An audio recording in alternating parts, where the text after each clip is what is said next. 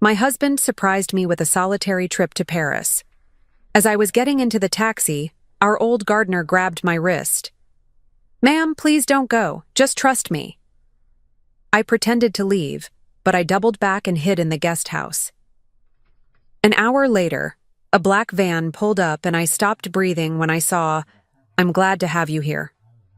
Follow my story until the end and comment the city you're watching from so I can see how far my story has reached.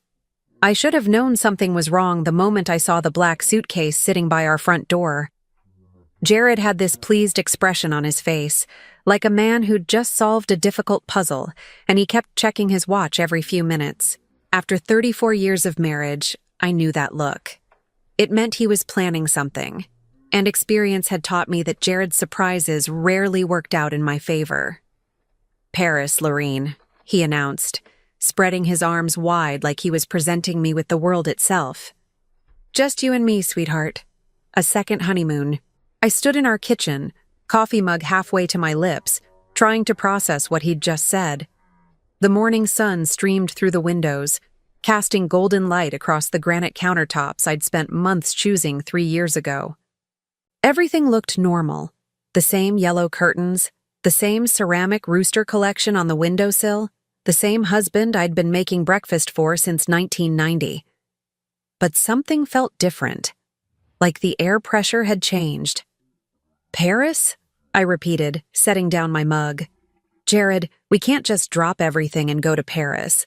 I have my book club on Thursday, and the Hendersons' anniversary party on Saturday, and—" "Already taken care of," he interrupted, that same satisfied smile spreading wider.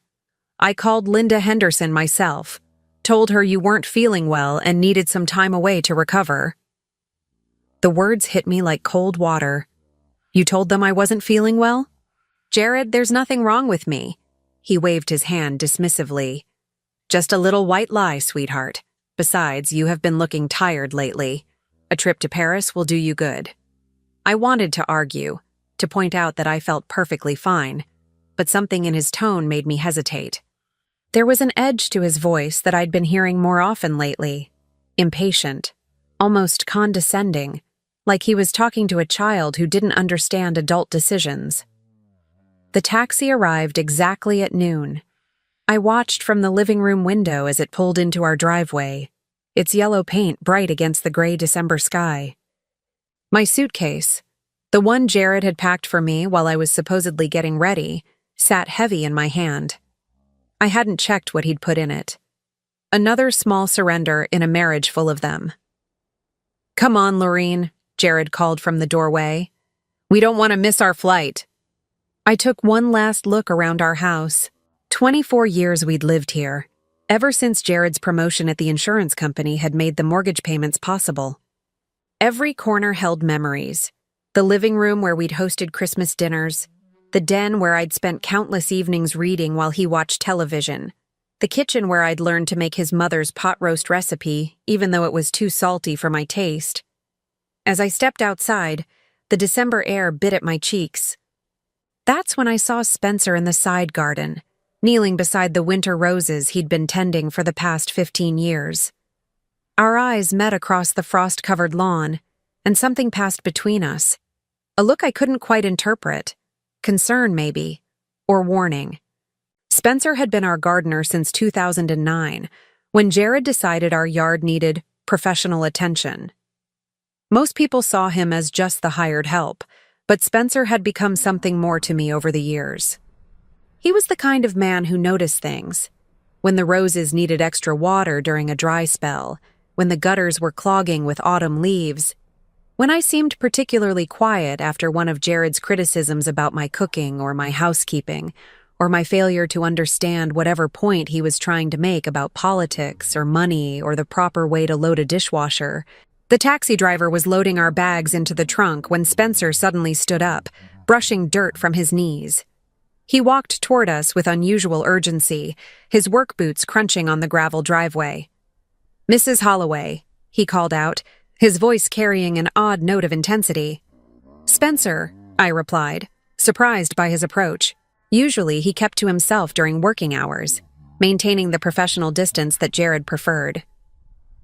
Ma'am, please don't go. The words stopped me cold. I turned fully to face him, noting the way his weathered hands trembled slightly, the deep creases of worry around his brown eyes. Spencer was 72 years old, a man who'd seen enough of life to know when something wasn't right. "Just trust me," he continued, stepping closer. His voice dropped to an urgent whisper. "Please, Mrs. Holloway, don't get in that car." Behind me, I could hear Jared's footsteps on the gravel, his impatience growing. "What's the problem here, Spencer?" "No problem, sir," Spencer replied quickly, but his eyes never left mine. "Just wishing Mrs. Holloway a safe trip." I felt caught between them, my husband of 34 years, and this man who'd tended our garden with such quiet dedication. There was something in Spencer's expression, a desperate sincerity that made my chest tighten with inexplicable fear. "Lorene!" Jared's voice cut through my thoughts. "We need to leave now, or we'll miss our flight." I looked back at Spencer one more time. He gave me the slightest nod, as if he understood that I had to make a choice in that moment. Trust my husband's plan, or trust the instinct that was telling me something was terribly wrong. "Coming!" I called to Jared, then lowered my voice for Spencer. "I'll be fine. Take care of the roses while I'm gone." As I approached the taxi, my mind raced. 34 years of marriage had taught me to read the subtle signs of Jared's moods, and today something felt different. The forced cheerfulness, the sudden spontaneity so unlike his usually methodical nature, the way he'd arranged everything without consulting me first. It all added up to something I couldn't name, but definitely didn't like. I reached for the taxi door handle, then stopped. "Actually," I said, turning back toward Jared, "I forgot my reading glasses. You know I can't sleep on planes without them." Jared's jaw tightened almost imperceptibly. "Lorene, we don't have time." "It'll just take a minute," I insisted, already walking back toward the house. "Go ahead and get settled in the car. I'll be right back."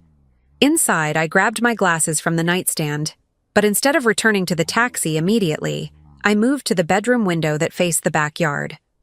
From there, I could see Spencer still standing by the rose garden, his attention focused on the taxi where Jared was now checking his phone with obvious agitation. Something about Spencer's warning had lodged itself in my chest like a splinter. In 15 years of working for us, he'd never interfered in our personal affairs, never offered unsolicited advice, never shown anything but polite respect for the boundary between employer and employee. For him to risk his job by trying to stop me from leaving meant he knew something I didn't. I made a decision that would change everything. Instead of returning to the taxi, I slipped out the back door and made my way to the guest house, a small cottage we'd built in 2012 for visiting family members who never came. From its front window, I had a clear view of our driveway and the main house, but the angle of the building would hide me from anyone approaching from the street. I watched as Jared grew increasingly agitated by my absence. He got out of the taxi twice, checking his phone and looking toward the house with an expression I'd never seen before. Not concern for his missing wife, but irritation at a plan going awry. When he finally went inside to find me, I heard him calling my name with growing frustration. 20 minutes later, he emerged alone, spoke briefly to the taxi driver and sent the car away. Then he pulled out his phone and made a call that lasted several minutes. I couldn't hear his words, but his body language spoke volumes, sharp gestures, pacing steps, the kind of animated conversation that suggested he was explaining a problem to someone who wouldn't be happy to hear about it. That's when I knew Spencer had been right to warn me. Whatever was supposed to happen during that trip to Paris, my absence had just disrupted it.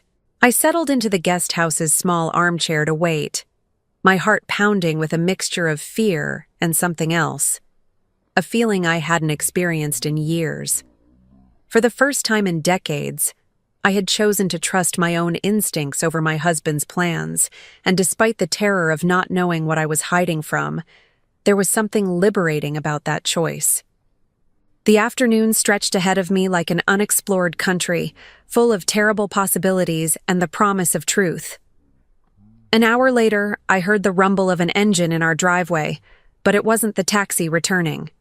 This was something heavier, more substantial. I moved to the window and felt my blood turn to ice when I saw what was parked outside our house. A black van with tinted windows sat in the exact spot where the taxi had been. The black van sat in our driveway like a predator that had found its prey.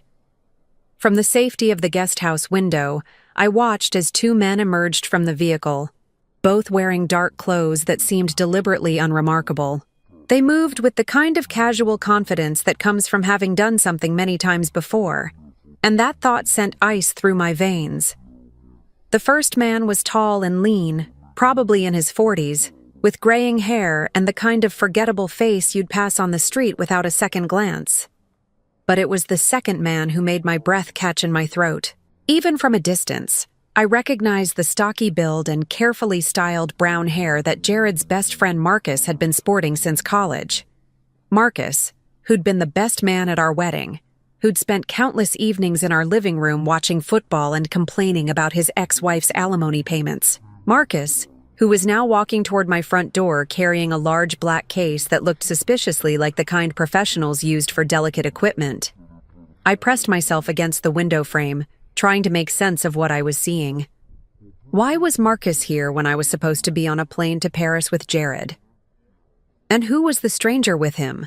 The questions multiplied in my mind like bacteria in a petri dish, each one more unsettling than the last. Jared met them at the front door, and even from my hiding spot 50 feet away, I could see the tension in his posture. He gestured impatiently toward the street, then ushered both men inside quickly, like he was worried about neighbors seeing them. The front door closed with a finality that made my stomach clench. For the next 30 minutes, I sat in the guest house's uncomfortable wicker chair, straining to hear any sound from the main house. Occasionally, I caught glimpses of movement through our living room windows, shadows passing back and forth, the suggestion of people working on something that required them to move furniture around. At one point, I saw the stranger setting up what looked like a tripod near our fireplace, though I couldn't make out what he was mounting on it. The winter sun was beginning its early descent when Spencer appeared at the guest house door. I nearly jumped out of my skin at his gentle knock, having been so focused on watching the main house that I'd forgotten about everything else. "Mrs. Holloway," he said softly when I cracked the door open. "Are you all right?" I let him inside, grateful for the solid presence of another human being who seemed to be on my side. Spencer looked older in the afternoon light, more fragile somehow, but his eyes were sharp with concern and something else, a kind of grim determination I'd never seen in him before. "Spencer, what's happening? Why did you tell me not to go?" He ran a weathered hand through his thinning gray hair, a gesture I'd seen him make countless times when he was trying to find the right words to explain something complex. "Ma'am, I've been working around this house for 15 years. I've learned to notice things, to pay attention when something doesn't seem right." "What kind of things?" Spencer moved to the window, peering cautiously toward the main house. "Your husband's been making a lot of phone calls lately. Calls he doesn't want you to overhear. I work in the garden, Mrs. Holloway. People forget I'm there, and sound carries through open windows." My mouth went dry. "What kind of calls?" "Calls about you, ma'am. About your mental state." The words hit me like a physical blow. "My mental state? Spencer, there's nothing wrong with my mental state." "I know that, Mrs. Holloway. You're one of the sharpest people I've ever met. But I've heard him talking to doctors, to lawyers, using words like declining and early onset and dangerous to herself." I sank into the chair, my legs suddenly unable to support me. "That's impossible. Jared would never. We've been married for 34 years. He loves me." Spencer's expression was gentle but firm. "Ma'am, with respect, love doesn't make a man lie to medical professionals about his wife's condition.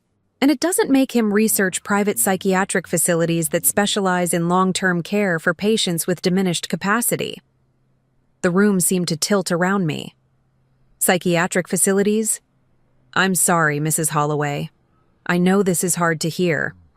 But 3 weeks ago, I was trimming the hedges outside his office window when he had a long conversation with someone from a place called Millbrook Manor. It's a private facility about 2 hours north of here. Very expensive. Very discreet. I tried to process what Spencer was telling me, but my mind kept rejecting the information like an immune system fighting off infection. Jared researching psychiatric facilities. Jared telling doctors I was mentally declining. It was absurd, impossible, completely contrary to everything I believed about our marriage. But why? I whispered. Even if what you're saying is true, why would he want to? To put me away.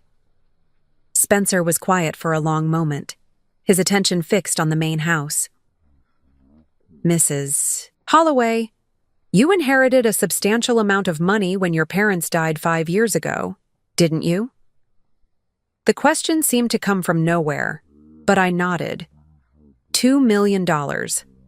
My father was very careful with his investments, and my mother never spent money on anything unnecessary. But Jared knows about that. We put it in a joint account. Actually, ma'am, you didn't. I stared at him. What do you mean? I mean the money is still in your name only. I know because I helped you carry some of the paperwork in from your car last month when you came back from the bank. Some of it fell out of your folder, and I couldn't help but see the account statements as I picked them up. My mind raced back to that afternoon. I'd been meeting with our financial advisor about updating our investment portfolio, and yes, I remembered carrying a stack of papers. I also remembered Spencer helping me with my packages when I struggled with the front door. At the time, I'd been grateful for his assistance. Now, I realized it might have saved my life. $2 million, Spencer continued carefully, is a lot of money, especially for a man who's been struggling with gambling debts for the past 2 years. The world stopped spinning. Gambling debts? I'm sorry, Mrs. Holloway. I probably shouldn't say anything, but I've seen the letters. The ones that come in unmarked envelopes that he picks up from the mailbox himself. The ones that make his hands shake when he reads them. I felt something cold and sick spreading through my chest. How much does he owe? Spencer's silence was answer enough. Through the guest house window, we watched as Marcus and the stranger carried several pieces of equipment back to the van. Whatever they'd been doing inside our house, they were apparently finished. I saw Jared shake hands with both men, the gesture of someone concluding a business transaction, and then the van pulled out of our driveway as quietly as it had arrived. Mrs. Holloway, Spencer said quietly, I think you need to see what they did in there. We waited another hour until we were certain Jared had left the house. Spencer had watched him drive away in his silver sedan about 20 minutes after the van departed, presumably to pick me up from wherever he thought I'd gone when I didn't return to the taxi. Using Spencer's key, something I hadn't known he possessed, we entered through the back door. The house felt different immediately, though I couldn't pinpoint exactly how. It was still our home, still furnished with the same pieces we'd accumulated over decades of marriage, but something essential had changed. It didn't take long to find what the men had been doing. In the living room, tucked discreetly behind our family photos on the mantelpiece, was a small camera no bigger than a button. I found another one in the kitchen, positioned to capture the breakfast table where Jared and I had our morning coffee every day. A third was hidden in our bedroom, angled to record our bed and the adjoining bathroom door. They're watching me, I said, my voice barely above a whisper. Spencer nodded grimly.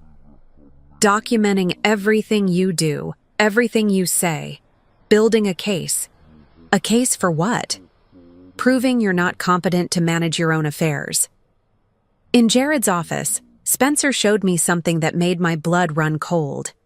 Hidden behind a false back in his filing cabinet were medical forms, already partially filled out, describing symptoms I'd never experienced and behaviors I'd never exhibited. Confusion, disorientation, episodes of aggressive paranoia, inability to recognize familiar faces or remember recent events.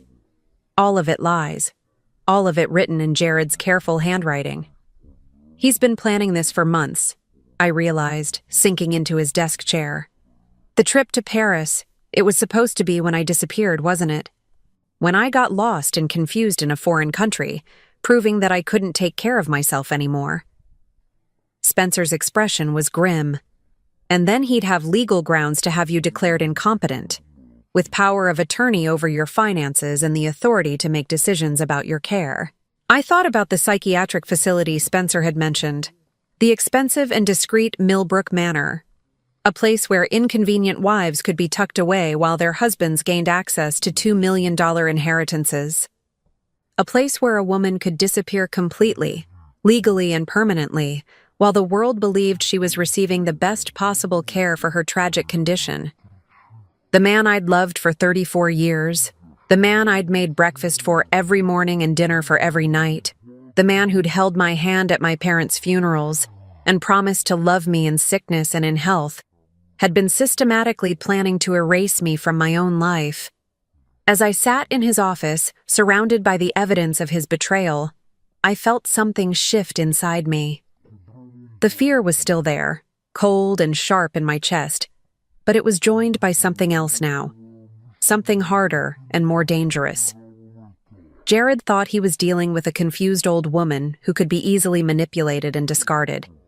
He was about to discover exactly how wrong he was. I stood up from his desk chair and looked at Spencer, who had been watching me with concerned eyes. "How long do we have before he comes back?" Spencer checked his watch. "Probably an hour, maybe 2. He'll want to look like he's been searching for you." "Good," I said, my voice steadier than I'd felt in hours. "Because we have work to do." For the first time since Spencer had warned me not to get in that taxi, I knew exactly what I needed to do next. Jared wanted to play games with my sanity and my freedom?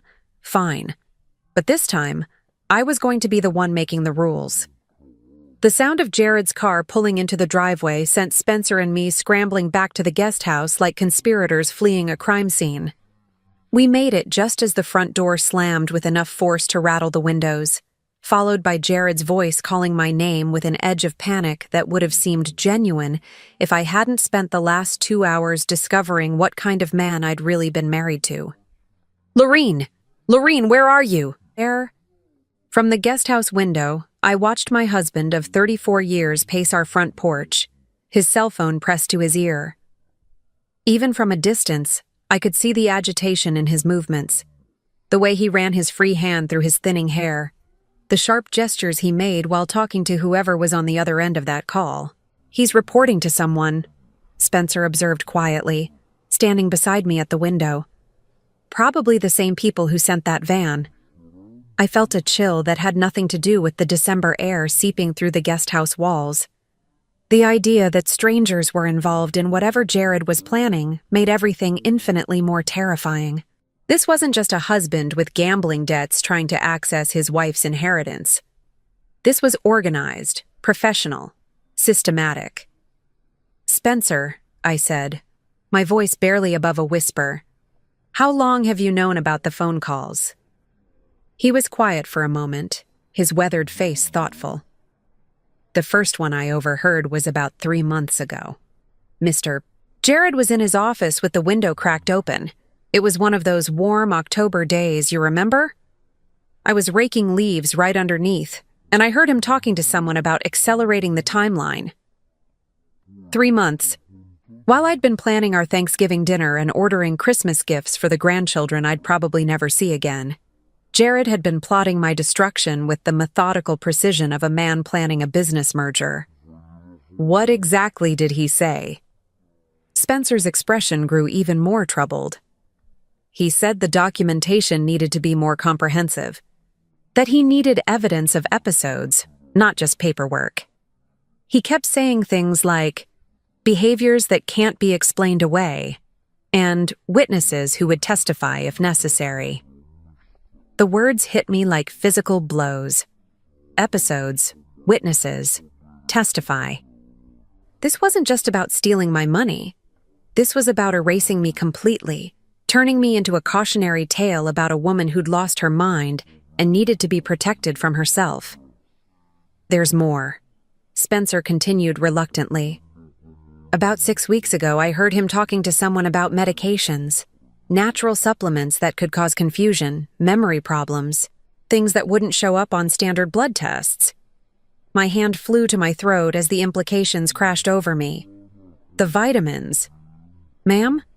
The new vitamins Jared's been bringing me every morning for the past month. He said they were good for brain health, for preventing memory loss as I get older. I felt sick to my stomach. Spencer, I've been taking them religiously. He's been so insistent about it, so concerned about my health. Spencer's face went pale.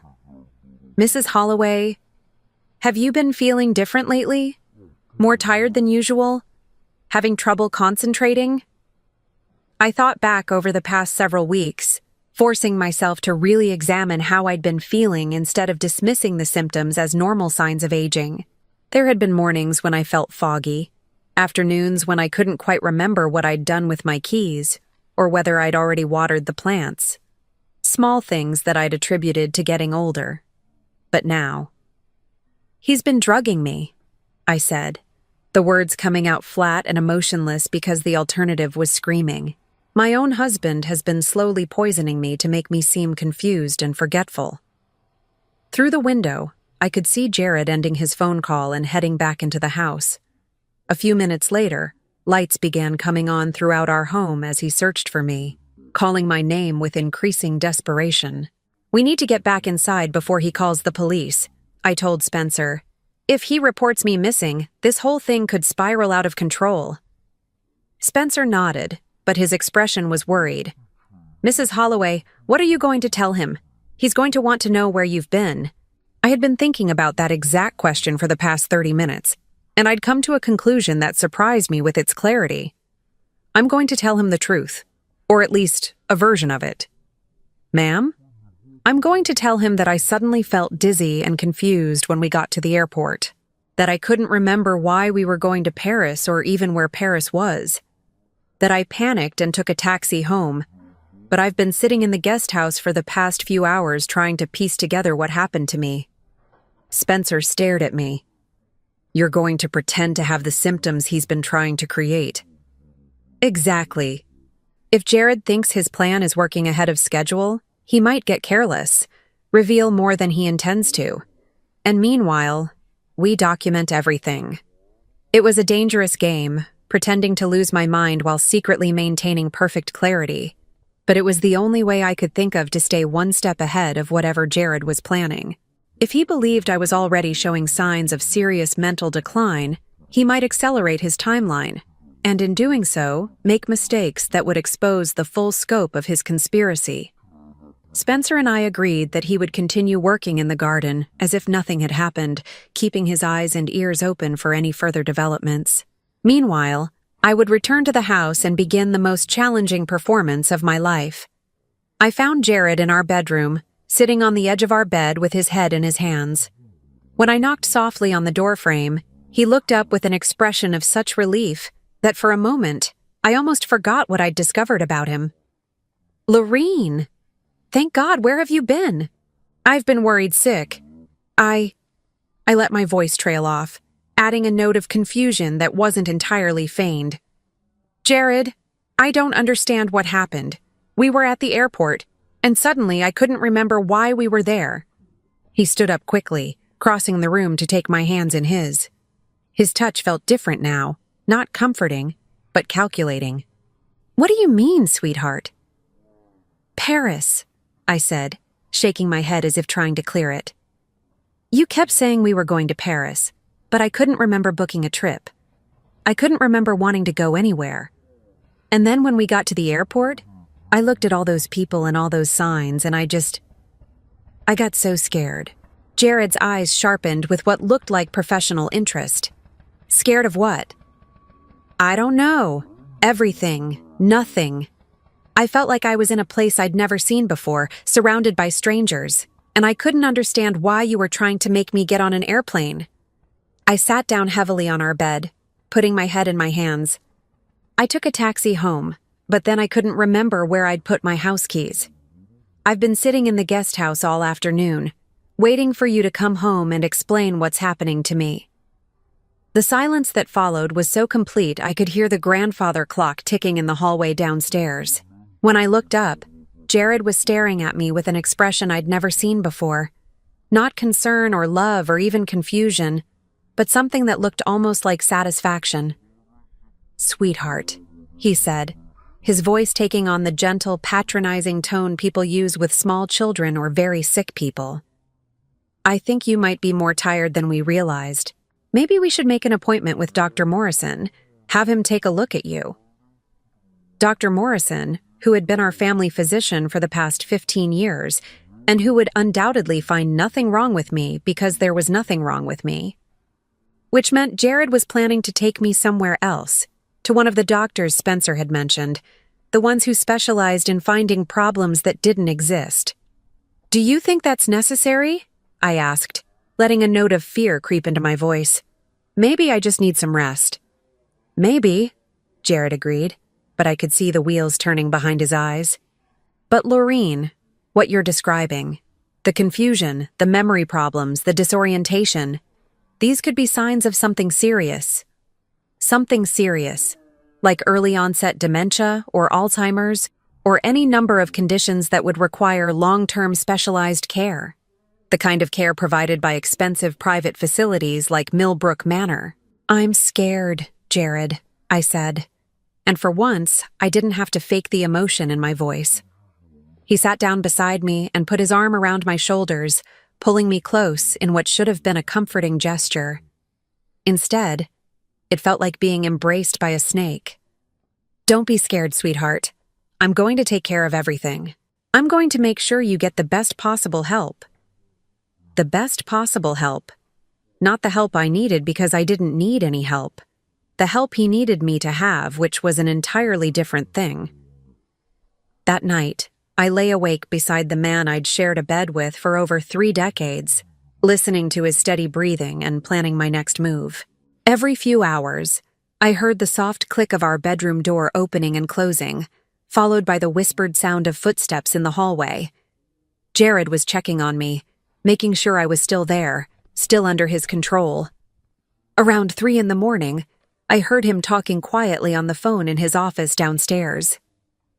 The conversation lasted nearly an hour, and when he finally returned to bed, he smelled faintly of cigarettes, a habit he'd supposedly given up years ago, but apparently resumed under stress.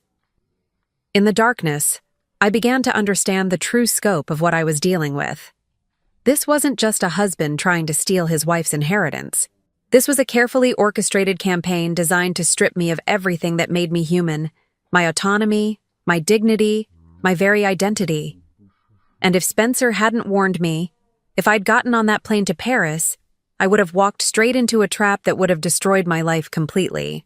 The next morning, Jared brought me my vitamins with breakfast, just as he had every morning for the past month. This time, I knew exactly what they were intended to do. "Here you go, sweetheart," he said, setting the pills beside my orange juice with the same casual affection he'd shown for 34 years. "These will help with your energy levels." I palmed the pills instead of swallowing them, waiting until he left for his morning shower before spitting them into a tissue. Later, when I was certain he was gone, I would give them to Spencer, who had offered to take them to someone he knew who could have them analyzed. As I sat at our breakfast table, surrounded by the familiar comfort of our morning routine, I realized that everything I'd believed about my life had been a carefully constructed illusion. The loving husband, the secure marriage, the peaceful retirement we'd been planning, none of it had been real. But unlike the victim Jared thought he was creating, I was not confused, not helpless, and certainly not willing to disappear quietly into whatever nightmare he had planned for me. The war for my life had begun, and I intended to win it. The pills Spencer took for analysis came back exactly as we'd suspected, a cocktail of supplements laced with mild sedatives and cognitive suppressants that would cause exactly the symptoms Jared claimed to be concerned about. Memory fog, confusion, difficulty concentrating. Nothing that would show up on a routine blood test, but enough to make a 64-year-old woman seem like she was experiencing the early stages of dementia. The person who analyzed these says they're actually quite sophisticated, Spencer told me as we sat in the guest house 3 days later. Whoever formulated this knew exactly what they were doing. The dosages are calculated to create symptoms without causing obvious harm. I stared at the small plastic bag containing the evidence of my husband's betrayal. How long would it take for these to clear my system? About a week? Maybe less if you drink plenty of water and get some exercise. A week. For 7 days, I would need to continue pretending to experience symptoms that were slowly fading from my system while documenting everything Jared did and said. It was like being an undercover agent in my own home, gathering evidence against the man who'd promised to love and honor me until death do us part. The irony wasn't lost on me. Death would indeed part us. He was just trying to arrange it differently than we'd planned. "Mrs. Holloway," Spencer said carefully, "there's something else you need to know." I looked up from the pills, noting the grim expression on his weathered face. In the past few days, Spencer had become my anchor in a world that had turned completely upside down. His steady presence and unwavering loyalty were the only things keeping me sane as I navigated the minefield my life had become. "What is it?" "I did some research on that place I mentioned, Millbrook Manor. It's not just expensive, it's exclusive. They specialize in long-term care for patients whose families want discretion." "What kind of discretion?" Spencer pulled out a small notebook where he'd been recording everything we'd discovered. "The kind where patients check in but their families rarely visit, where medical records are kept confidential and communication with the outside world is strictly controlled for the patient's own good." The temperature in the guest house seemed to drop 10 degrees. "You're talking about a place where people disappear." "I'm talking about a place where inconvenient relatives can be stored indefinitely while their families gain control of their assets, all perfectly legal, all documented as necessary medical care." I felt something cold and sharp twist in my stomach. Jared hadn't just been planning to steal my inheritance, he'd been planning to erase me from existence entirely. A living death that would allow him to access my $2 million while maintaining the sympathetic image of a devoted husband caring for his tragically ill wife. "How much does a place like that cost?" Spencer consulted his notebook.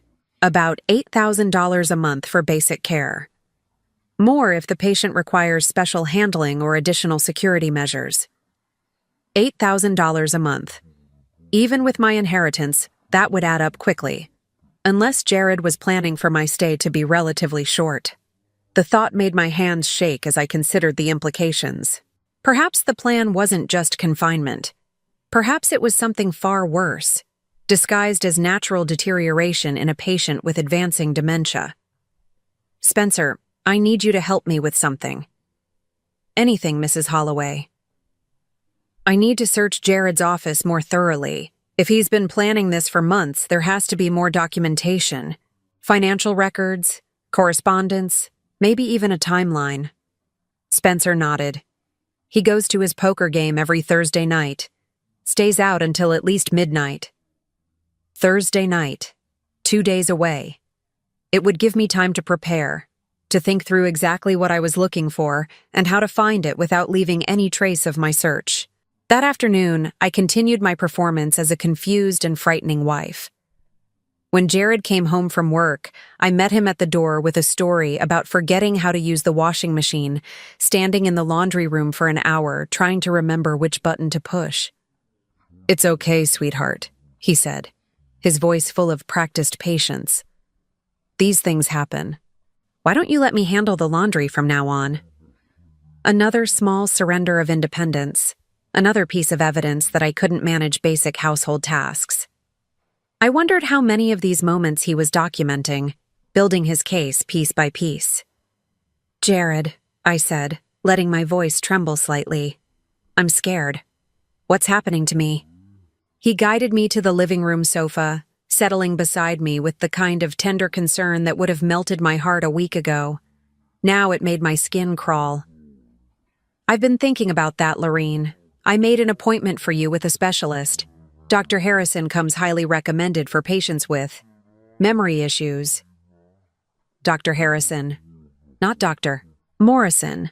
our longtime family physician who might actually give me a clean bill of health, a specialist who undoubtedly already knew what diagnosis Jared wanted him to provide. When? Tomorrow afternoon. Just a consultation, nothing to worry about.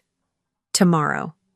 They were moving faster than I'd expected, which meant I was running out of time to gather evidence. If Dr. Harrison declared me mentally incompetent, Jared could have me committed to Millbrook Manor within days. That night, after Jared fell asleep, I slipped out of bed and made my way carefully downstairs to his office. Using the small flashlight I'd hidden in my bathrobe pocket, I began a systematic search of every drawer, every file, every space where he might have hidden additional documentation. What I found was worse than anything Spencer and I had imagined. In a locked drawer, opened with a hairpin technique Spencer had taught me earlier, I discovered a complete dossier on my mental health dating back 6 months. Detailed notes about my supposed episodes of confusion, memory lapses that had never happened, aggressive outbursts I'd never had. All of it carefully documented in Jared's handwriting, with dates and times and witnesses. Marcus had apparently been helping with the documentation, providing corroborating testimony about my declining condition. According to these files, I'd had 3 separate incidents in the past month where I'd become violent and irrational, threatening both Jared and Marcus with kitchen knives. It was pure fiction, but it was meticulously crafted fiction that would be extremely difficult to disprove.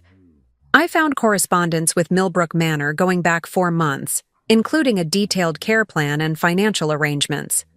The initial payment alone was $50,000, with monthly fees of $8,000 thereafter.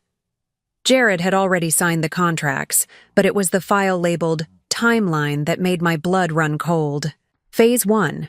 Establish pattern of cognitive decline through documentation and witness testimony. Status. Complete. Phase 2. Medical evaluation confirming dementia diagnosis. Status. Scheduled for December 15th. December 15th. Tomorrow. Phase 3. Emergency commitment following violent episode. Status. Prepared. Phase 4. Transfer to long-term care facility. Status. Arrangements complete. Phase 5. Access to inheritance and insurance proceeds. Status. Pending. Insurance proceeds. I flipped through more pages until I found what I was looking for. A life insurance policy I'd never known existed, taken out in my name 18 months ago. The beneficiary was listed as my beloved husband, Jared, and the payout was $1 million. My hands shook as I photographed each page with the small digital camera Spencer had given me. Jared wasn't just planning to have me committed to Millbrook Manor. He was planning for me to die there, making it look like the natural progression of a tragic illness while he collected both my inheritance and my insurance money. $3 million total, enough to pay off his gambling debts and fund a very comfortable retirement. The final document in the file was a draft of my obituary, written in Jared's careful handwriting. Lorene Margaret Holloway passed peacefully on date to be determined after a courageous battle with early-onset dementia. She was surrounded by love and receiving the finest possible care at the time of her passing. I sat in his office chair, surrounded by evidence of the most elaborate betrayal I could have imagined, and felt something inside me break completely. Not my spirit, that had grown stronger with each revelation. What broke was the last vestige of the woman who had believed in the goodness of her marriage, who had trusted her husband with her life, who had been willing to overlook small cruelties in favor of maintaining peace. That woman was gone forever. In her place was someone harder, smarter, and infinitely more dangerous. I photographed everything, copied what I could, and returned the files to exactly where I'd found them. Then I made my way back upstairs to lie beside the man who was planning my murder, and spent the remaining hours until dawn planning his destruction instead. The appointment with Dr. Harrison was scheduled for 2 o'clock the next afternoon. I had less than 12 hours to prepare for the performance of my life, one that would determine whether I walked out of his office a free woman or was committed to a psychiatric facility where I would slowly and quietly disappear. But Jared had made one critical mistake in his elaborate plan. He had underestimated the woman he'd been married to for 34 years. He thought he was dealing with a confused, frightened victim who would go quietly into whatever nightmare he'd prepared for her. He was about to discover exactly how wrong he was. As I lay in bed listening to his peaceful breathing, I smiled in the darkness. Tomorrow would be the day Jared learned that his wife was far more formidable than he'd ever imagined. And unlike his carefully documented fiction, my revenge would be very, very real. Dr. Harrison's office was exactly what I'd expected. All mahogany furniture and expensive diplomas, designed to project authority and trustworthiness. The kind of place where families brought their loved ones to receive devastating diagnoses delivered with professional compassion. What I hadn't expected was how young he looked. Probably no more than 40, with the kind of eager ambition that made him dangerous. Jared sat beside me in the consultation room, playing the role of concerned husband with an expertise that made my skin crawl. His hand rested protectively on my knee while he answered Dr. Harrison's questions about my recent episodes with carefully rehearsed sorrow. The confusion started about 3 months ago, Jared explained, his voice heavy with manufactured grief. Small things at first. She'd forget conversations we'd had, lose track of time, get lost driving to places she's been going for years. Dr. Harrison nodded sympathetically, making notes in what I assumed was my newly created medical file. And the aggressive episodes? Those started more recently. About a month ago, I found her in the kitchen at 2 a.m, holding a knife and insisting that strangers had been in our house. When I tried to calm her down, she threatened me. It was a masterful performance, full of the kind of specific details that would be difficult to dispute. The fact that none of it had ever happened was irrelevant. Jared was creating a medical record that would support whatever Dr. Harrison had already been paid to conclude. Mrs. Holloway, Dr. Harrison turned to me with the patronizing gentleness reserved for children and the mentally impaired. Can you tell me what year it is? This was it. The moment when I had to decide how far to take my own performance. If I appeared too competent, Dr. Harrison would have no grounds for the diagnosis Jared was expecting. But if I seemed too impaired, I might be committed immediately, before I had a chance to execute my own plan. I let confusion flicker across my face, as if the question itself was difficult to process. Year? I'm not sure. 1990-something? Jared's hand tightened on my knee, not a comforting gesture, but a signal of satisfaction. From his perspective, my confusion was right on schedule. Can you tell me the name of the current president? I stared blankly at Dr. Harrison, then looked to Jared as if seeking help. There's a president? Of what? Dr. Harrison exchanged a meaningful glance with my husband. Mrs. Holloway, do you know where you are right now? I think. Is this a hospital? Jared said we were going shopping, but this doesn't look like a store. I let my voice take on the querulous tone of someone genuinely confused and frightened. I want to go home now. I don't like it here. What followed was an hour of psychological tests that I failed with carefully calculated precision. I couldn't remember 3 simple words after 5 minutes. I couldn't draw a clock face with the numbers in the right places. I became agitated when asked to perform basic arithmetic, claiming that numbers didn't make sense anymore. Through it all, Jared sat beside me like a devoted husband bearing witness to his wife's tragic decline.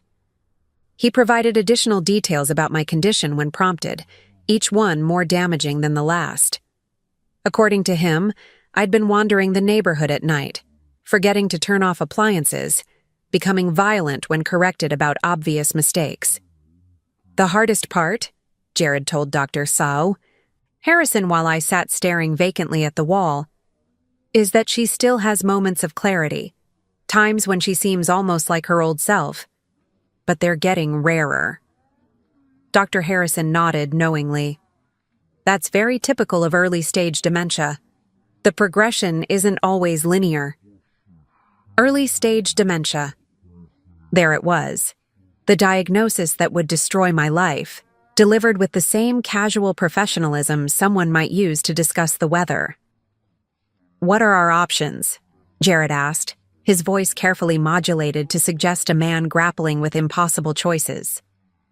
Given the severity of her symptoms and the documented episodes of violence, I would strongly recommend immediate residential care.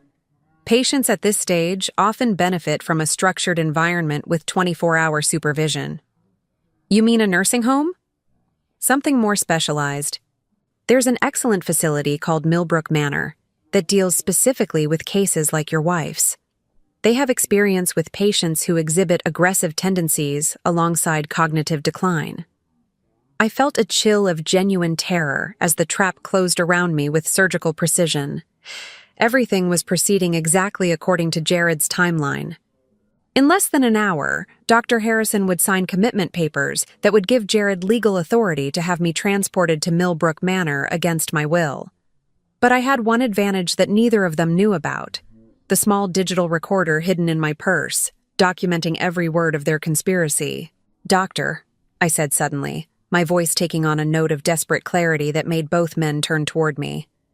"I need to tell you something important." Jared's hand clamped down on my arm, his fingers digging in hard enough to leave bruises. "Lorene, sweetheart? You're confused." "No," I insisted, pulling away from him with more strength than he expected. "I'm not confused. Not about this. Doctor, my husband has been putting things in my food, pills that make me feel sleepy and strange." Dr. Harrison's expression didn't change, but I caught the barely perceptible glance he exchanged with Jared. "Mrs. Holloway, paranoid ideation is very common in patients with your condition. The feeling that loved ones are trying to harm you is actually one of the classic symptoms of advancing dementia." "It's not paranoid if it's true," I said, reaching into my purse with shaking hands. "I have proof." What I pulled out wasn't the recorder, which I needed to keep hidden for now, but the plastic bag containing the pills Spencer had analyzed. I set it on Dr. Harrison's desk with a satisfying thud. "These are the vitamins my husband has been giving me every morning for the past month. I had them tested at an independent laboratory. They contain sedatives and cognitive suppressants that would cause exactly the symptoms you've been documenting."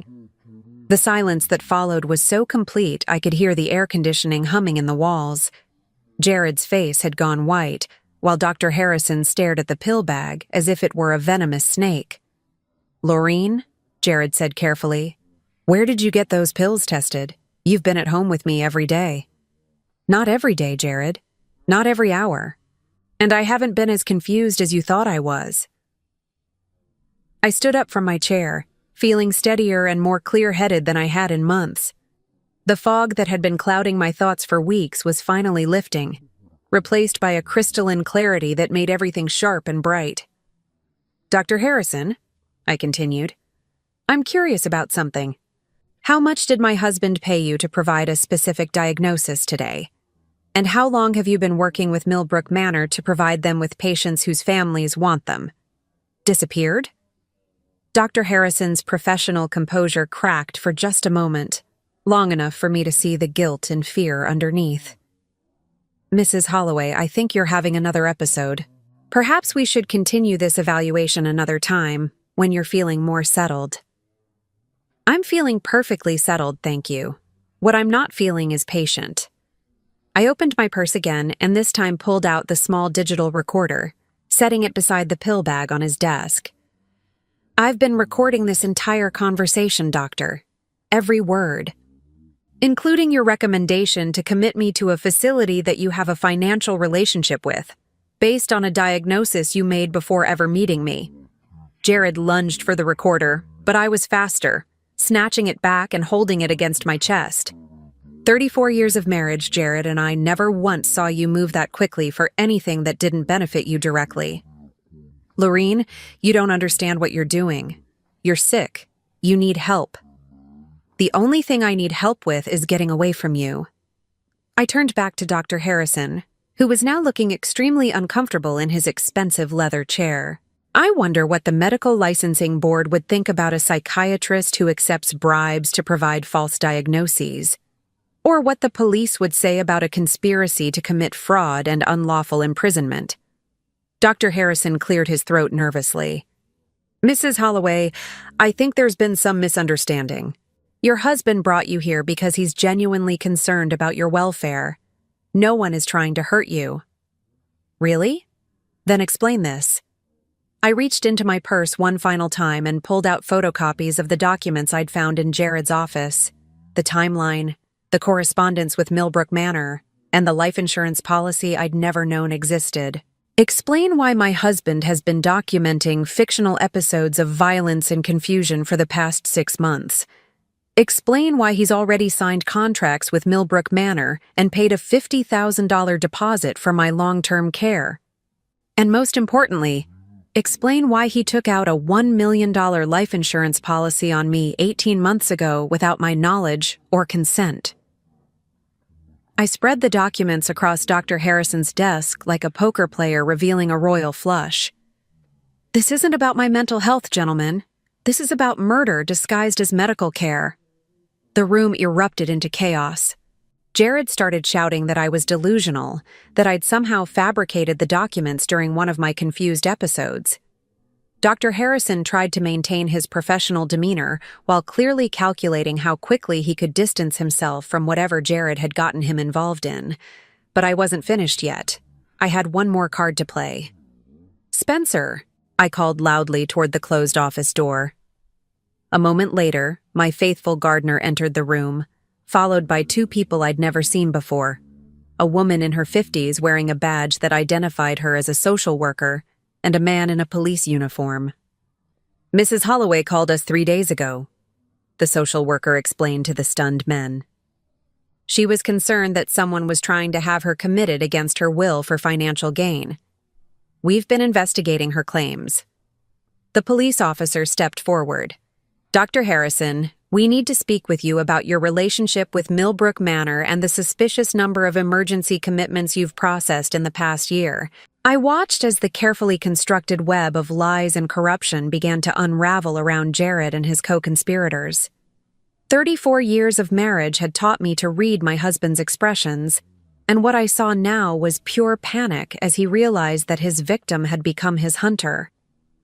Spencer, I said, turning to the man who had saved my life with his warning about the Paris trip.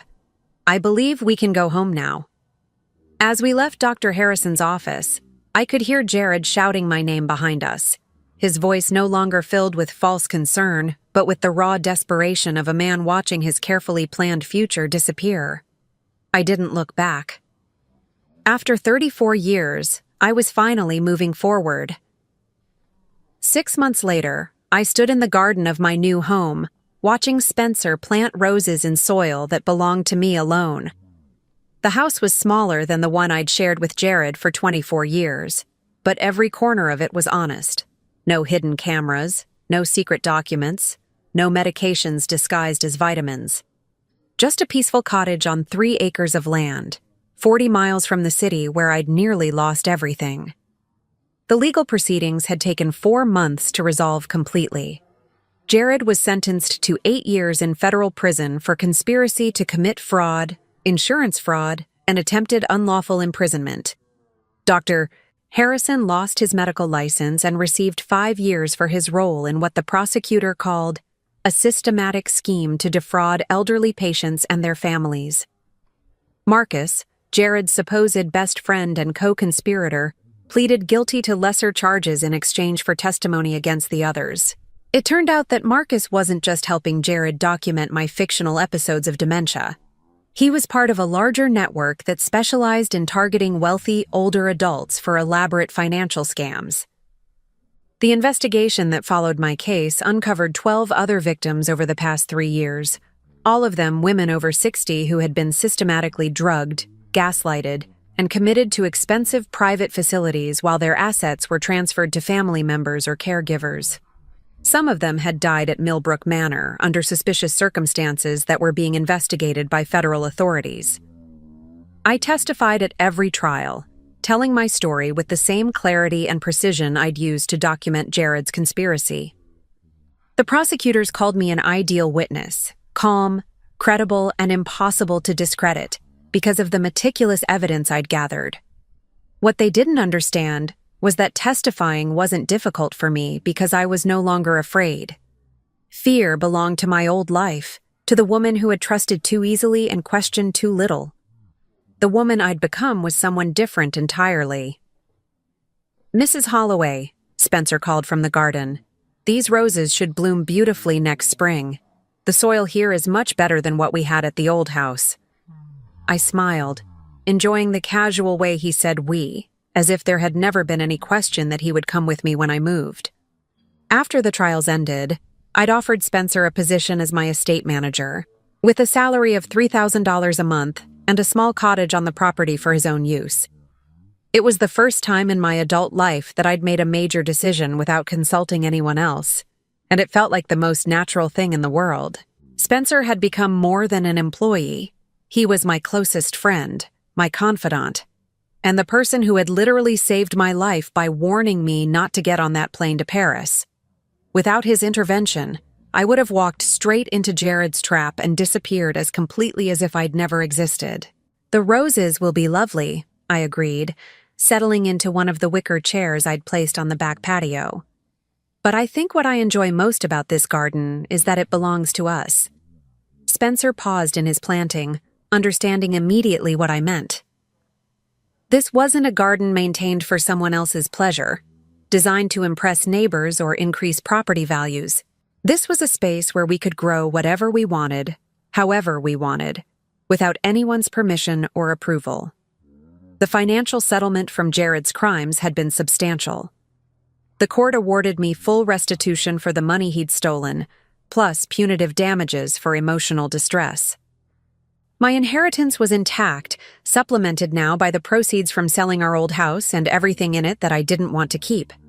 More importantly, the life insurance policy Jared had taken out without my knowledge had been invalidated due to fraud, and the insurance company had paid me an additional settlement to avoid further legal action. I was, by any measure, a wealthy woman, wealthy enough to live exactly as I chose for the rest of my life. What I chose was simplicity. The new house had 2 bedrooms, 1 bathroom, a kitchen large enough for cooking but small enough for easy maintenance, and windows that faced the garden from every room. I'd furnished it with pieces I actually liked, rather than items chosen to impress visitors who rarely came. My books had their own room now, lined up on shelves Spencer had built according to my specifications.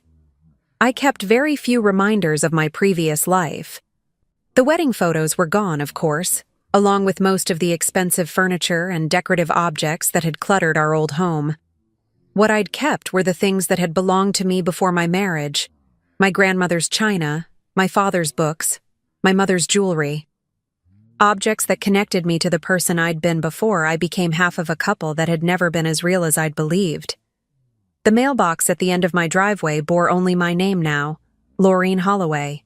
Not Mrs. Jared Holloway, not Mrs. and Mrs. anyone, just my own name, claiming my own space in the world. I received letters occasionally from other victims of similar schemes, women who'd read about my case in the newspaper and wanted to share their own stories. Most of them had been less fortunate than I was. They'd been successfully committed to facilities like Millbrook Manor, their assets drained by family members who visited less and less frequently until they disappeared entirely from their loved ones' lives. Some of these women had spent years in psychiatric facilities, diagnosed with conditions they didn't have, medicated for symptoms they'd never experienced. Their families had them declared legally incompetent while systematically liquidating their assets, always with the explanation that the money was needed for specialized care. I'd started a small foundation to provide legal assistance for elder abuse victims, funding it with a portion of my settlement money. It wasn't enough to undo the damage that had been done to so many people, but it was a start. Spencer helped me manage the foundation's correspondence, screening requests for assistance and helping me identify cases where intervention might make a difference. The work gave my life a purpose I'd never had during my marriage. For 34 years, I'd defined myself through my relationship to Jared. as his wife, his support system, his partner in the life he'd designed for us both. Now, I was discovering what it meant to define myself through my own choices, my own values, my own vision of how the world should work. On quiet evenings, Spencer and I often sat on the back patio, sharing a bottle of wine and discussing the day's events. These conversations had a quality I'd never experienced in my marriage, the easy exchange between two people who genuinely respected each other's thoughts and opinions. "Do you ever regret it?" Spencer asked one evening as we watched the sun set over our small piece of land. "Leaving your old life behind so completely?" I considered the question seriously, sipping my wine as I thought about the woman I'd been 6 months ago. She'd lived in a bigger house, worn more expensive clothes, attended social events where she smiled and made polite conversation about topics that didn't interest her. She'd been married to a man who turned out to be planning her murder, but she'd also been part of a world that had seemed stable and predictable. "No," I said finally, "I don't regret it. That life was built on lies, Spencer. Everything I thought I knew about my marriage, about Jared, about my place in the world, none of it was real. How can you regret losing something that never existed?" Spencer nodded, understanding. He'd witnessed the slow revelation of Jared's true nature, watched me discover the extent of the deception that had shaped my adult life. He'd also seen me transform from a confused, frightened woman into someone who could face down her would-be murderer in a courtroom and expose his crimes with calm precision. "What you have now is real," he said simply. He was right. The cottage, the garden, the work I was doing through the foundation, my friendship with Spencer, all of it was built on truth rather than illusion. I knew exactly where I stood with everyone in my life, exactly what I could expect from each relationship, exactly what I was capable of achieving on my own. The independence was intoxicating. At 64, I was learning what it felt like to make decisions based on my own preferences rather than someone else's expectations. I could eat dinner at noon if I felt like it, plant vegetables instead of flowers, stay up all night reading without anyone commenting on the waste of electricity. Small freedoms, perhaps, but they added up to something larger, the right to exist as myself rather than as someone else's idea of who I should be. A year after the trials ended, I received an unexpected visitor. I was working in the garden when Spencer announced that someone was at the front door asking to speak with me. I found a woman in her early 40s standing on my porch, nervous but determined. "Mrs. Holloway? My name is Sarah Martinez. I think my father is trying to have my grandmother committed so he can access her inheritance.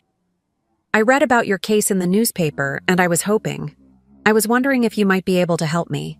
I invited Sarah inside, listening as she told me a story that was depressingly familiar. An elderly woman with substantial assets, a family member with financial problems, mysterious episodes of confusion that seemed to coincide with the introduction of new medications, and a sudden urgency about the need for specialized care. "What do you want me to do?" I asked when she'd finished. "I don't know," Sarah admitted. "I just know that what's happening to my grandmother isn't right, and I don't know how to stop it. Everyone thinks I'm being paranoid because I don't trust my own father." I looked at this young woman who was fighting to protect someone she loved from the same kind of systematic abuse I'd experienced.